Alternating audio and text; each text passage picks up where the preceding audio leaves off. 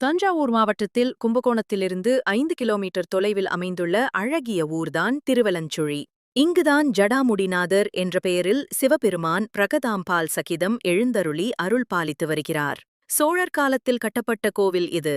வழக்கமாக சிவன் கோவில்களில் அம்பாள் சிவனுக்கு இடதுபுறம்தான் இருப்பார். ஆனால் இந்த கோவிலில் பிரகாதம்பாள் வலதுபுறம் இருப்பார். இந்த கோவிலில் விநாயகரும் விசேஷமானவர். எப்படி தெரியுமா? திருப்பார்கடலில் வாசுகி பாம்பைக் கொண்டு அமுதம் கடைந்தபோது அதிலிருந்து வந்த நுரையை எடுத்து சிவபெருமான் இந்த விநாயகர் சிலையை உருவாக்கியதாக ஐதீகம். இதனால்தான் இந்த விநாயகர் சிலை வெள்ளை நிறத்தில் இருக்கும். வெள்ளை விநாயகர் என்றும் இதை அழைப்பார்கள். இக்கோவிலில் உள்ள விநாயகர் ஒரு அடிதான் இருப்பார். அவருக்கு அபிஷேகம் கிடையாது, ஆராதனை மட்டும்தான். இந்த நுரையால் செய்யப்பட்ட விநாயகர் மிகவும் பிரபலம்.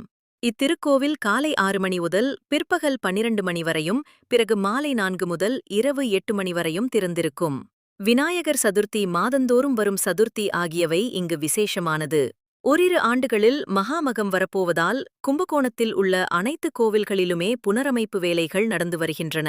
மகாமகத்தின் போது அனைத்து கோவில்களிலும் கும்பாபிஷேகம் உள்ளிட்டவை நடைபெறவுள்ளதால் அனைத்து கோவில்களும் அழகுற தயாராகி வருகின்றன.